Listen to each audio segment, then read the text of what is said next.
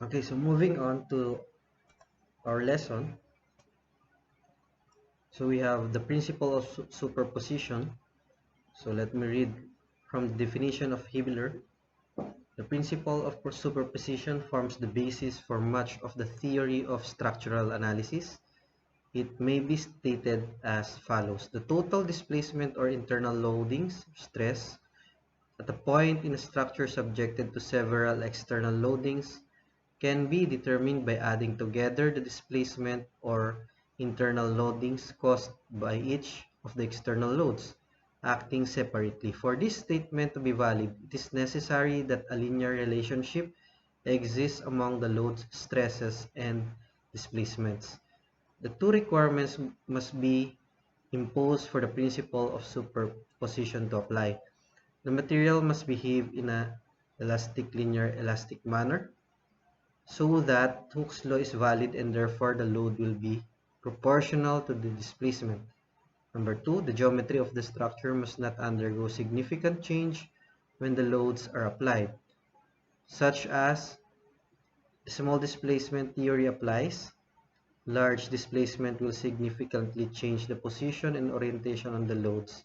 An example would be a cantilevered thin rod subjected to a force at its end. So basically, the principle of superposition is simply just a transfer of the displacement, the effect of the shear forces, and the effect of the moment. So there, if your beam or a member is subjected to several external loadings, of course you may have a difficulty on the analysis because these are combined laws in your analysis. But somehow you can use the principle of superposition in a manner that the effect of the different loadings will just be accumulated to a certain beam. Say for example, if we have a beam subjected to a certain loading, say for example your loading is a distributed load, then you will be having here an elastic curve, okay,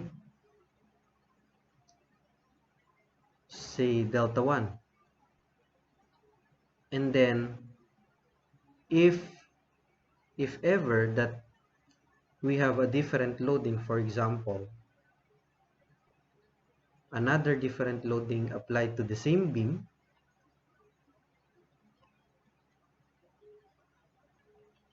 say if we have here a concentrated load here P, then you will be having another type of elastic curve. This time it looks like this. Unlike on this symmetrically loaded beam, your maximum deflection acts at the center, but this time it is not a symmetric type of loading. Therefore it will have a deformation larger where the point of action of the shear load is applied, or the pointed load will be applied. So therefore there will be another deformation here due to P, say delta 2. So therefore if we combine this loading on a single beam,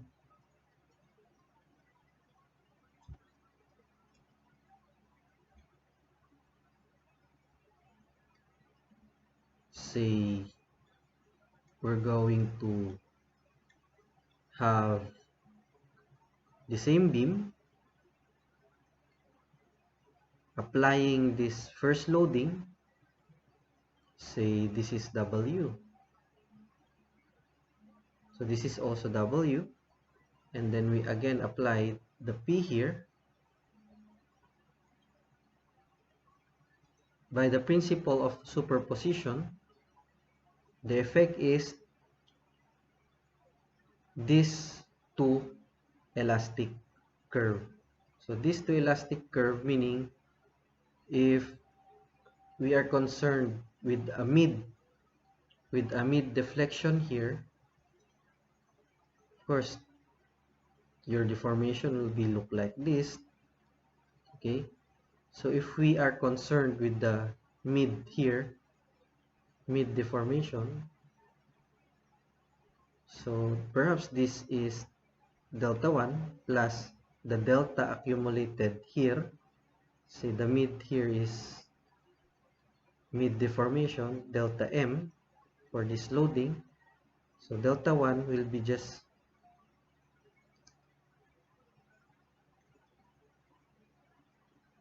be added to the delta midpoint caused by this P.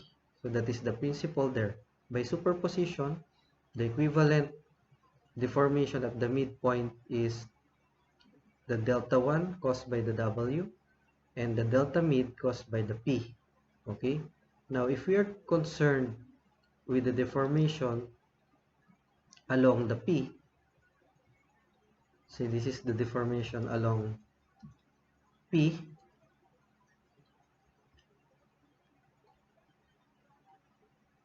that this is just equal to delta 2 plus, so we'll just have to locate P here on the same beam.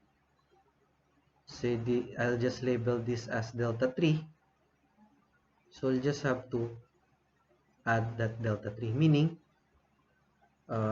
if we have combined loadings here, then there will be also a combined deformation caused by those loadings, only that it is merged into a single beam.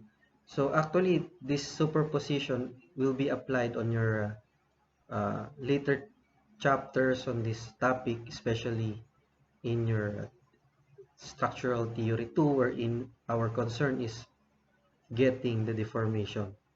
So there are several applications of superposition that is also applied in electrical engineering, as well as physics, or in mechanics. As an example, as a simple example of this, say we have here a boat. If this boat is acted by force P here, of course, this boat will tend to accelerate at this direction. However, if you are going to apply another loading that is symmetrical to the top, or meaning we will be having an oppositely directed and the same magnitude, same as P. Therefore, the effect of it by superposition, okay, it will just contradict the direction along the horizon, along the y-axis. Okay, so along the y-axis, we will be having py here and another py there. Okay, and then px for this force and px for this force below will just combine in order to accelerate it towards that direction. So this is a simple example of superposition that is applied in physics and vectors. So in your beams, we'll just have to merge the computation of deformation as well as the shear and moment effects to the beam. Okay, so another example would be if we have here a cantilever beam or an overhang beam subjected to a force P. See, we'll be having here an elastic curve like this, say delta P,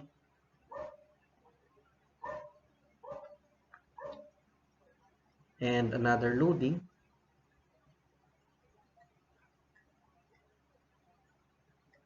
say this is a distributed load. So this distributed load, again, will have an elastic curve due to that W. Say this is delta due to W. So I'm just gonna label this to be W. Then therefore the equivalent beam of this is this one.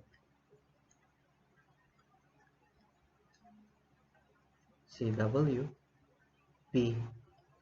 By superposition, we'll be having here an elastic curve combining also the delta due to P and the delta due to W. So this is the principle of superposition. Okay, so that's it. Next is to illustrate the forces, the internal forces, if we intend to cut the member. So what will be the implication? Remember that we are actually solving an determinate structure through the three equilibrium equations. What are those? So simply we have summation forces x is equal to 0 because we do not have any acceleration along x, as well as the y-axis, and then summation moments at any point will be equal to 0, or there will be no rotation. So these are the three equilibrium equations that we need to use in our analysis. So if we intend to have an analysis, you must have to bear in mind that if we have here a frame, so for example we have here a frame,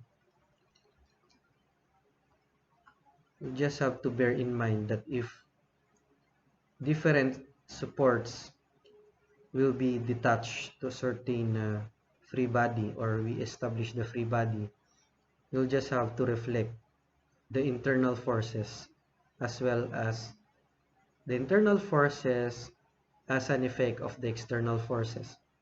Say if this frame is subjected to any loading here, okay, any loading, see if we have a couple there, a distributed load here, and P here, and then another force here Q. So all we have to do is to illustrate the free body diagram of it. First, at the reaction, the fixed reaction would have horizontal, vertical, and a moment couple. Same true with that one. Of course, this is analyzed externally. If you wanted to analyze it internally, of course, you have to consider the free body of this column. Okay, see, I'll just label it as A, B, C, and D. So when we analyze it by segment or by structural element. If we intend to do that, then we reflect first whatever reaction, and then if this has loading, reflect it, and then calculate your internal forces. Okay, if we cut this portion here, if you cut those portion, there will be a moment at B, okay, the corresponding shear at B also, and another horizontal force here, say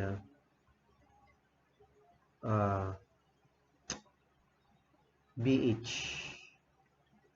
okay, horizontal force at H. And then proceeding to the other member, okay, so what you do, whatever the value here will be transferred to the beam or transmitted to the beam, only that if this is clockwise, the effect of it should be counterclockwise transfer, and the same moment at B will be adopted there. And then if this is downwards, therefore on the beam it will be upwards already. Okay, and if this is towards right on the beam, it will be towards left, but the same magnitude but oppositely directed. Remember the axioms of mechanics. Okay, action and reaction are oppositely directed but the same magnitude. And again, with the beam, of course, you wanted to reflected all the forces here and then compute for the corresponding moment at C. Okay, moment at C. There will be also shear at C, and then there will be also horizontal or lateral force at C. Say this is C horizontal. So it depends on the type of loading. Okay, so finally, we transfer all of the forces coming from C. Okay, we have here CH, and then shear at C. If this is clockwise, this shall be counterclockwise moment at C. Okay, of course, we also reflect what we have calculated on this reaction. So that's it. So all we need is to cut. If we cut, there will be shear, effect, moment, horizontal force, and a rotation at any point. Okay, the same true with the beam. Say for example, if we have here a beam,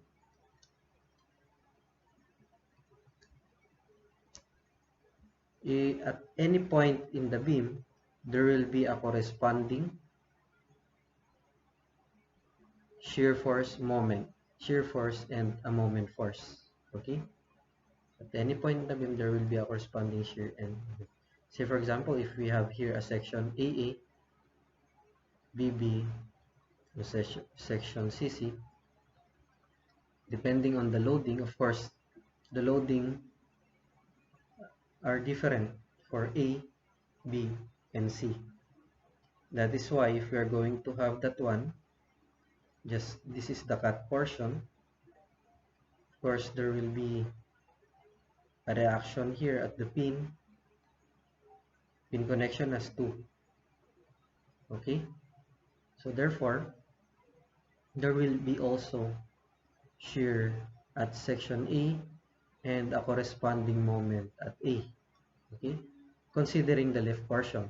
So it depends on your analysis if we consider the left or right portion.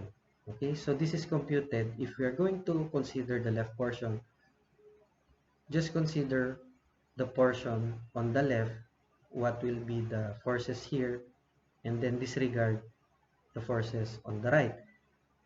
Vice versa, if we are going to have the right section of A, of course there will be also shear at that section, moment at that section. Okay, so it's not necessary that you have here a horizontal force.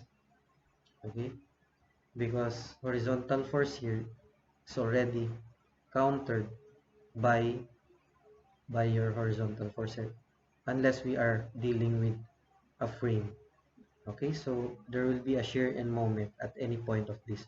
Of course, when we have a section, we always choose the most convenient section. Why most convenient? Sometimes it is very easy, or it is much easier to use the left portion than that of the right, or sometimes you might choose the right portion rather than choosing the left.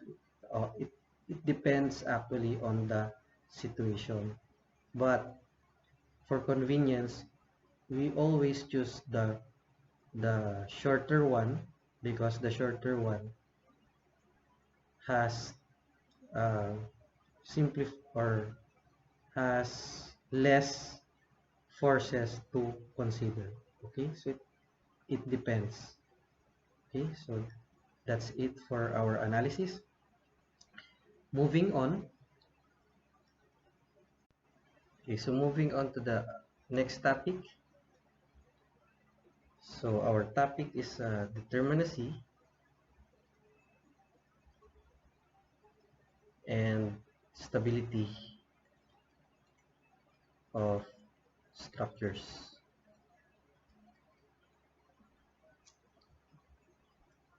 So here, let us have a definitions. So first we have internally stable. Let us define a structure that is internally stable. So it just simply means that when support reactions are removed,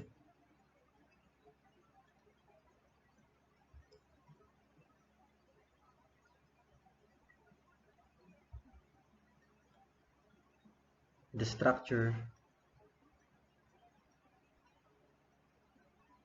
remains to be at rigid state wherein it can resist deformation. So what about a structure that is internally unstable? Again, when the support reactions are removed, so let us have a graphical definition. If the support reactions will be now removed, okay, if it is removed, your structure will have significant deformation. Okay, so it is not on the rigid state. Your structure is not on the rigid state.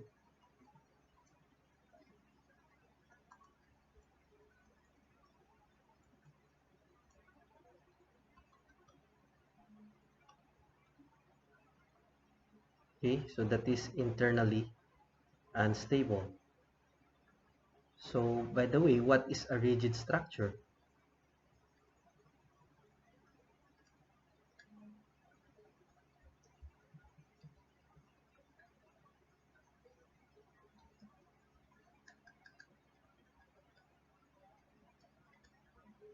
So a rigid structure, a structure that offers significant resistance to its change of shape.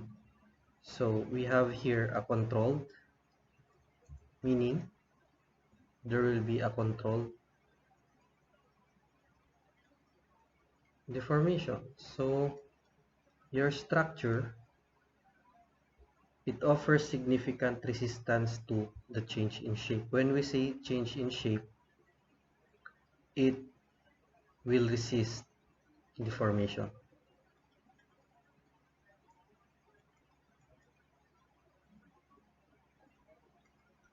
Change in shape. As we have here in internally stable structure, when your support reactions are being removed, it will maintain its shape. So there is no change in shape.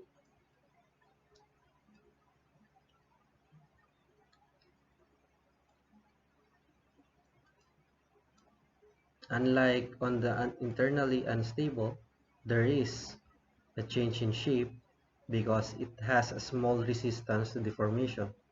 So therefore, the structure is not on the rigid state. So that is why rigid structure is termed as structure that offers a controlled deformation, and it can has it it can offer significant change in shape. What about the non-rigid structures?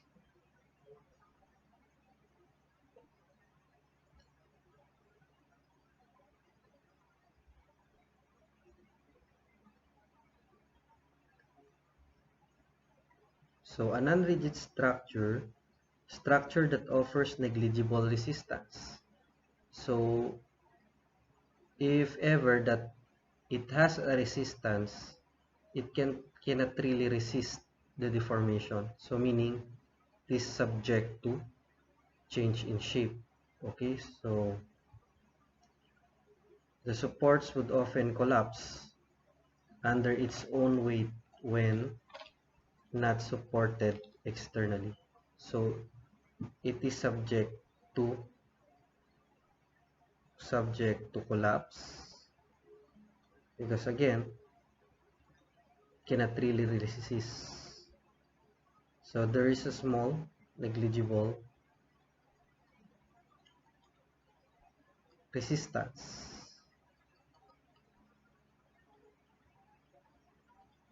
to change in shape. So if it is detached from the supports, it would often collapse under its own weight. So by the self weight itself, it will already collapse when not supported externally. So those are non-rigid structures. So that is something attributed to the strength of materials because we cannot really have a structural member that has um, insufficient cross section or insufficient slenderness or dimension in order to resist the structure. Remember that in your mechanics, all of the structures or the elements are assumed to be rigid in nature. So non-rigid structures tend to collapse, negligible resistance to the change in shape when it is not externally supported. Okay? So in your analysis, we always assume that the body is rigid. Okay? The body is rigid. Now, there is such thing as called as statically determinate structures.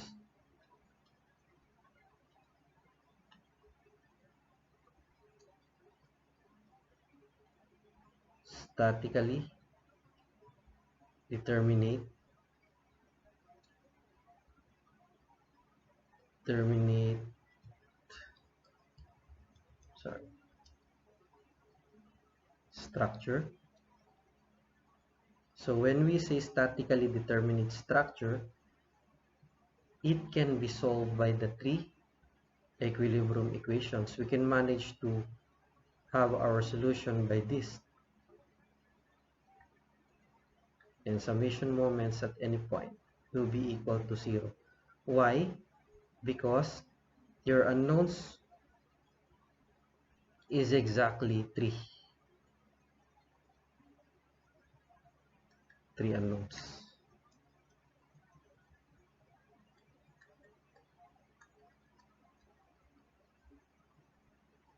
Okay, so if we have unknowns or variables or support reactions that is greater than 3, then there are just 3 available equations here. We cannot really have the solution. That is why the focus of this subject is more on these 3 equations. We will be dealing with determinate structure wherein we can still manage to solve or analyze our frame, beams, or trusses or any structure here with these 3 equilibrium equations because our unknowns are limited to 3 only. However, if we exceeded those unknowns, 3 or more, 3 more than 3 unknowns, then we'll be having here statically indeterminate structure. So when we say statically indeterminate structure, meaning there are more your unknowns or support reactions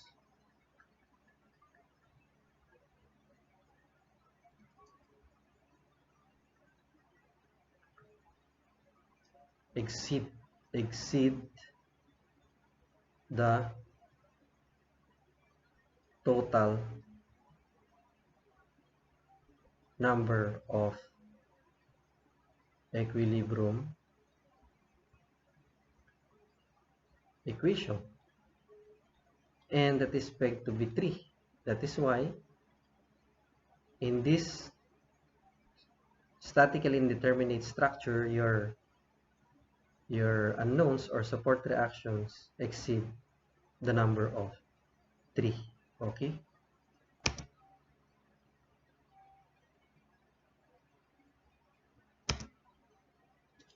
So in general,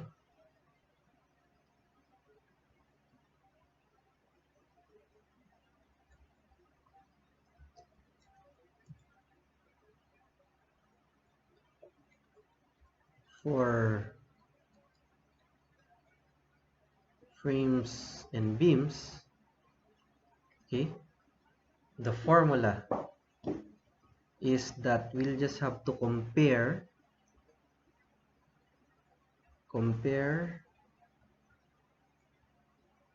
R to 3n. Okay, R to 3n. We compare both. What is R? R here is the number of support reactions.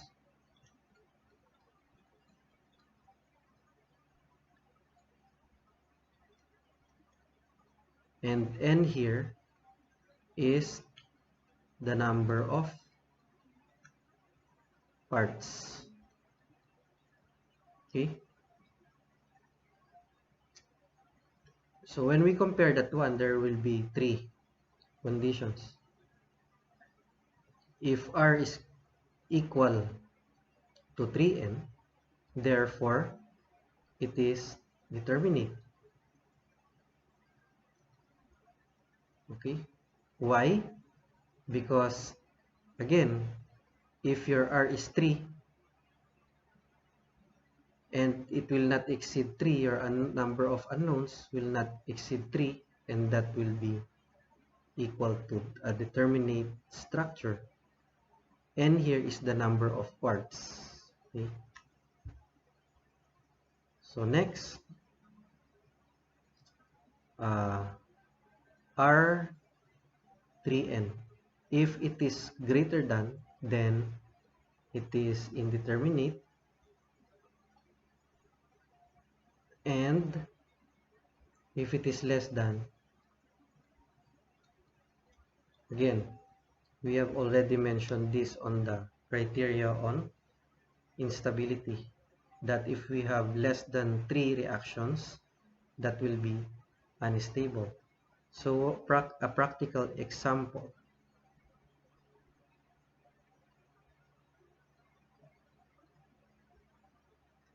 Okay, if we have here a beam supported by a pin and a roller,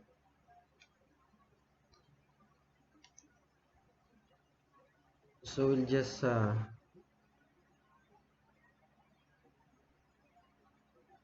count the reactions. Okay, so before we count the reaction, of course, we wanted to check whether all your forces are parallel or meet at one common point. So all of your forces, these two forces are the only ones parallel, but there is a force that is not parallel to this. Actually, this is a perpendicular one, and they will not meet at one common point. So it is stable. Now, employing the formula, we employ that one, R is equal to what? 3. There are 3 reactions here. And the number of parts is only 1. Why 1? Because we have not actually cut your beam into certain section. Okay? So employing that formula, what is 3n? 3n, or 3 times 1, is equal to 3. So meaning, comparing R to that 3n, R is 3 and 3n is 3. That will be equal. Therefore, we can conclude that this is determinate and stable, because we have already checked the criteria on stability, that is determinate and stable. So if we wish to divide this into two parts, then your n will become 2. What will happen?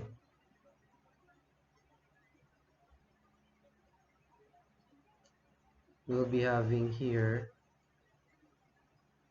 a reaction. Now, if we are going to cut this one, there will be 3, right? 1, 2, and a rotation. So the second part of it will also have 1, 2, and 3. But there will be a single reaction there. Applying this comparison, of course, we compared R to 3n, okay? There will be 2 parts now. This is one part and another part, so therefore n here is 2. So we are having 3 times 2, that is 6. And then how many reactions? We have 1, 2, 3. And then you have cut that one. What is the count of that? Also 3. 3 reactions. Why? This is 4, this is 5, and this is 6. Why do I have why did we not consider this one? Because these are the same reaction, right? These are just the same reaction that is cut on this. Okay. Say if this is section AA, this is also MA,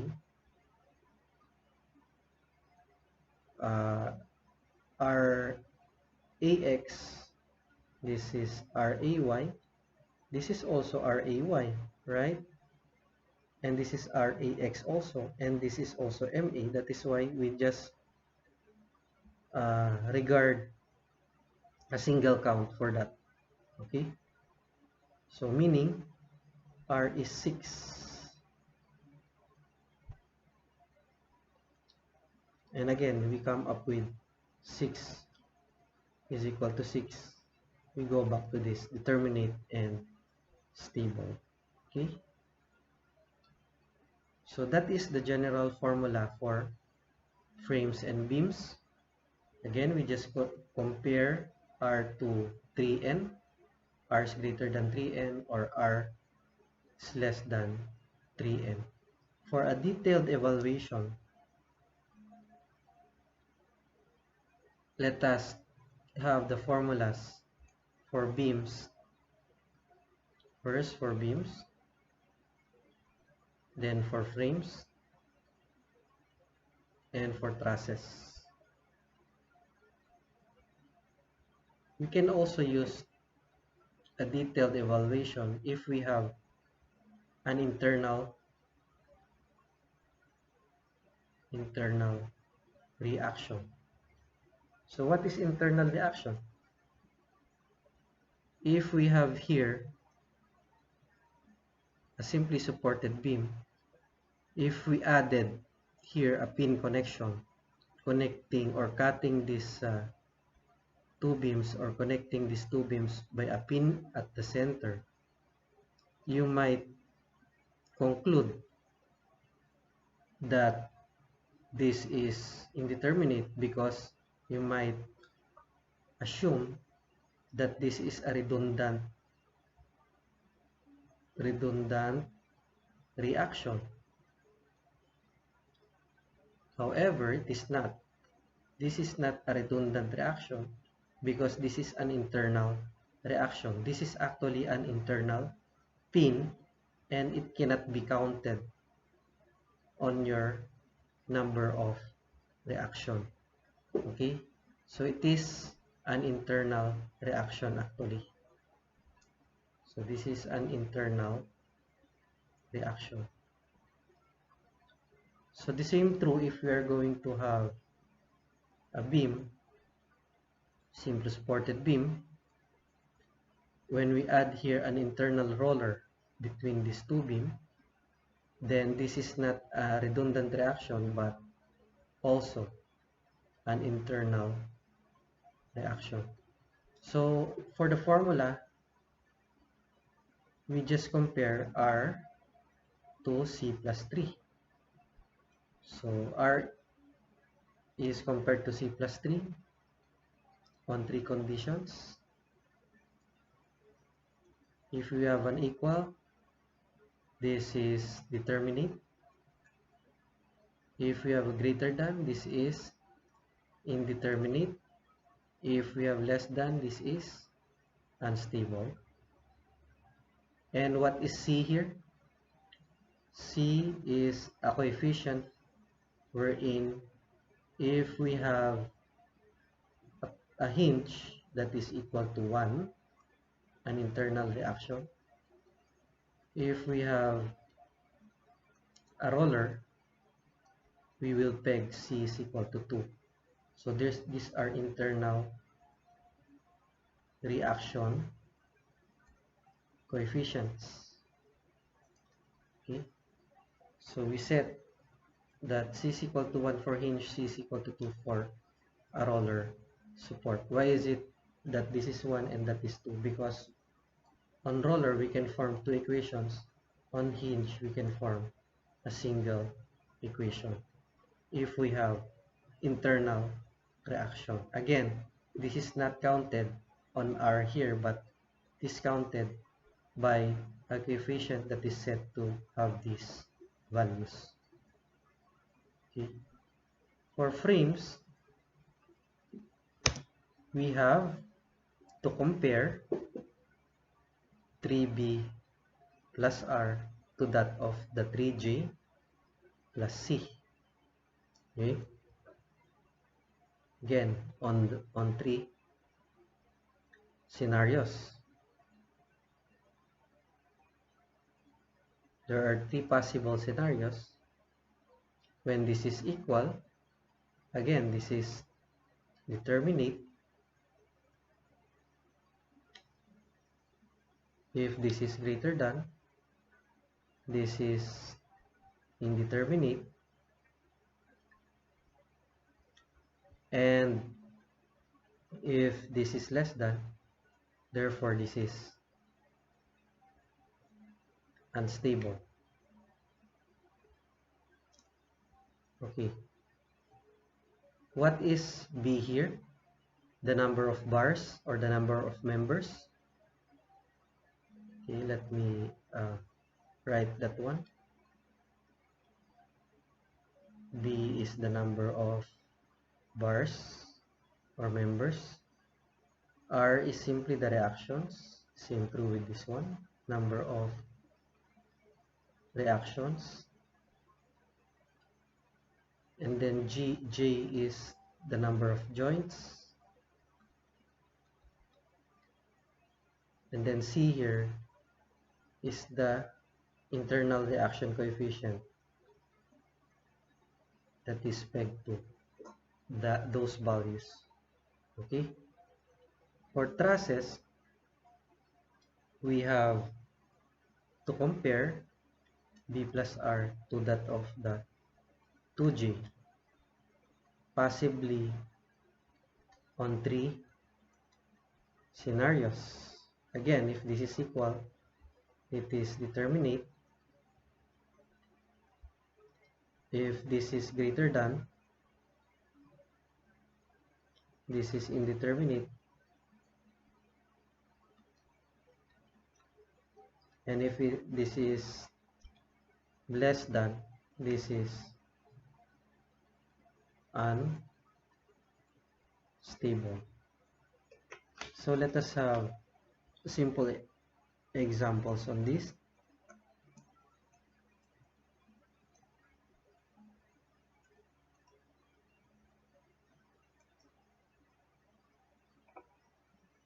Okay, so for beam,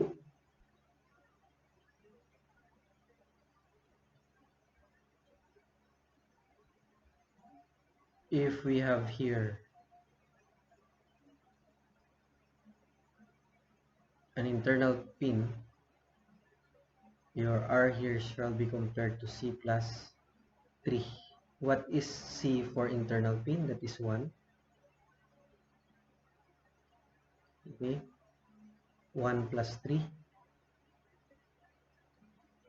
And there will be 3 support reactions because a pin would have 2 and this has only 1. So we have here 3 and 3 is compared to 4. Obviously, this is the scenario. So what is the implication of this? R is less than C plus 3. It is unstable. Why? Because common sense, if we are going to load this one, this will tend to what? Be hinged. It will swing. Okay, it will swing. That makes it unstable. So how about if we have another beam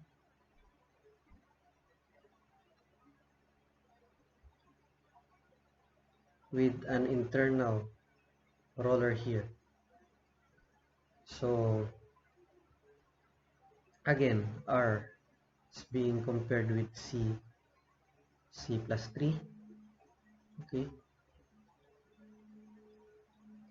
there are 3 reactions here. 3 reactions.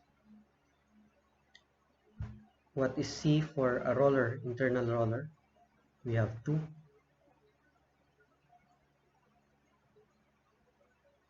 2 plus 3. So this is 3.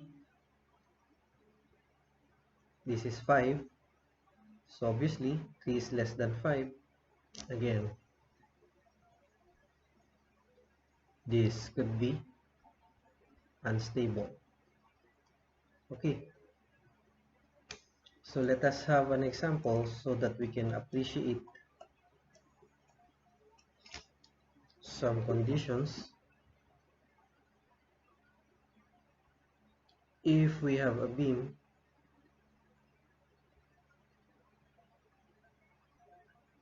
supported by 2 pins and then an internal roller here, so for the reactions, external reactions,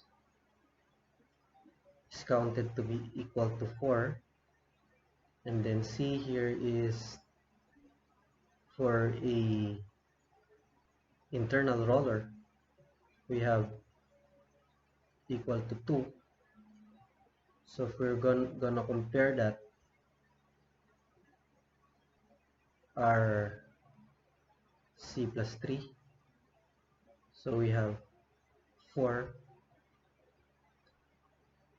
C here is 2, and we have there 3. Therefore, we have, again, this is 5. Then we will be having 4 is less than 5. Again, this is unstable. So if we have another beam that is fixed here and a pin here, so of course on the fixed connection we have 3 reactions. There will be 2 here. R here will be equal to 1, 2, 3, 4, 5. So there will be 5 reactions. So if we intend to have here an internal roller, your C will be equal to 2.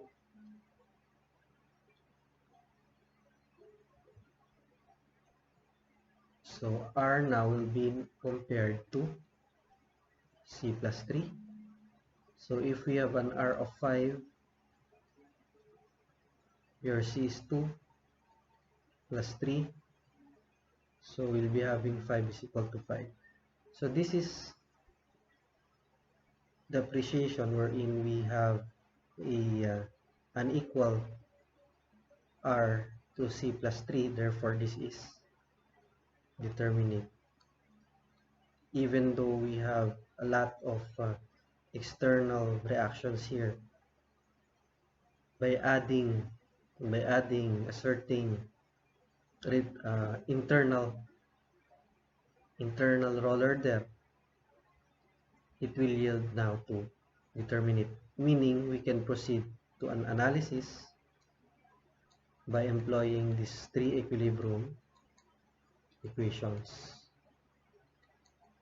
Okay, so what if we do not have the external or internal reactions there, reaction placed there? So R will be equal to 5.